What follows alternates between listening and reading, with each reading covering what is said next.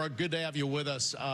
Things didn't break the Yankees' way for Juan Soto, but you were part of a big contingent that met with him, talked for hours, trying to get him, lure him to come back.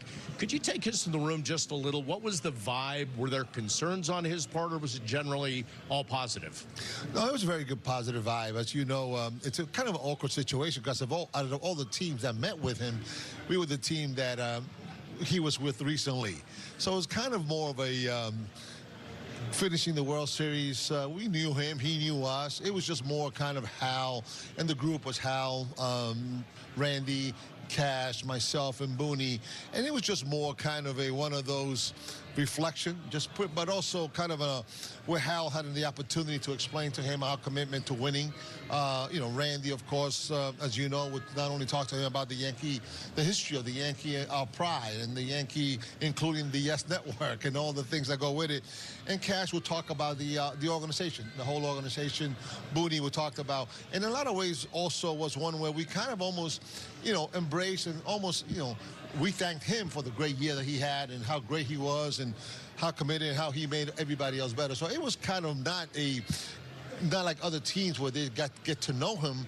We knew him, he knew us. It was more of an embrace and kind of a remembrance, but also a focus to let him know what is our commitment to winning. And as you know, the Yankees payroll year in, year out is committed to winning.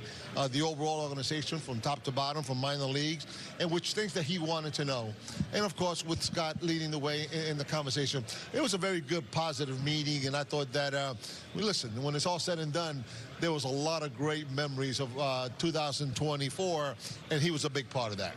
You've sat in the big chair as a general manager. Now you're sitting in a chair next to Brian Cashman as the general manager.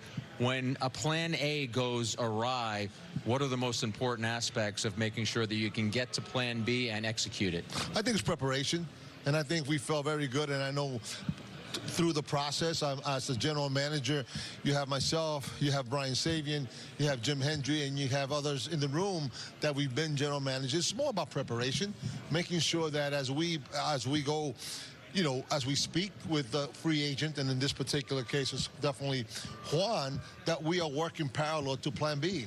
And we feel very comfortable in Plan B, that we are going to be able to execute Plan B. We're going to be able to continue to put a good team on the field, maybe a different style of team than it was last year. But, you know, we talked about, like, you know, last year at this time, how we were coming off of, like, you know, a really, to Yankee standards, a terrible year. 2 games over 500. So let's not kid each other. And you guys lived it, Meredith, you lived it. So we feel like, you know, we'll be able to, we have really good baseball people internal in the office. We have an ownership that's committed to winning. We have, what I think is one of the best managers in baseball. And we have leadership, and whether it's, you know, with Cole and Judge. So we feel real good as far as, to your point, that as we miss on Plan A, that Plan B, and as a general manager, not only do we have Plan B, I think you have to have Plan B and C and D. And I feel real good about all those plans. Now, Omar, when we're living it this year, it seems as though I may have a new pitcher to speak to after games. Jeff Passan reporting that you guys came to terms with Max Fried.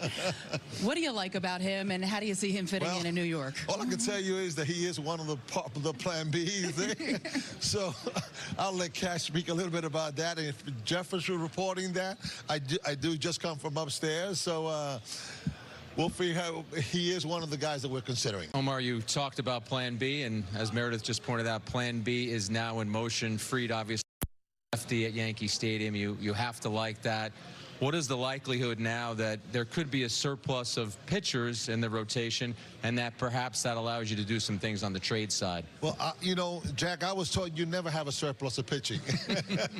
pitching, never have a surplus of pitching. But we are, if, you know, pitching in a position to be able to, you know, I just feel that, you know, options, and as you guys know, just look at the pitching market. The lack of pitching, the prices of pitching. I think being plus pitching, you're in a very good position either to have a good team or have options to fill in other positions. And Gerrit Cole extending the relationship with the Yankees after the opt-out. What does that mean? And also knowing barring injury, you're going to have a full season of him in 2025. Well, I joke with Garrett. I keep on telling him, you're the best pitcher in the world, man. Cy Young last year, and I mean that. When you have a Gerrit Cole, you know, when you look at the Pac's record the past couple of years, in my opinion, he's been the best pitcher in the world the past couple of years. So having that, and not only that about Garrett, is his leadership. He's caring for his teammates. He has all those things. I had that with Pedro Martinez. I see that with Garrett. Not only about what he does between the white lines, is how he cares for others on his team. And to me, that has a lot of value. So having that as number one, performance-wise, in the clubhouse, you know, that's a special guy to have. And I'm always believe you keep on adding guys to that. We have some young guys, you know, like Schmidt had a very good year. Hey, let's not forget, we have the Rookie of the Year, Gil. Okay, so that's not bad to have.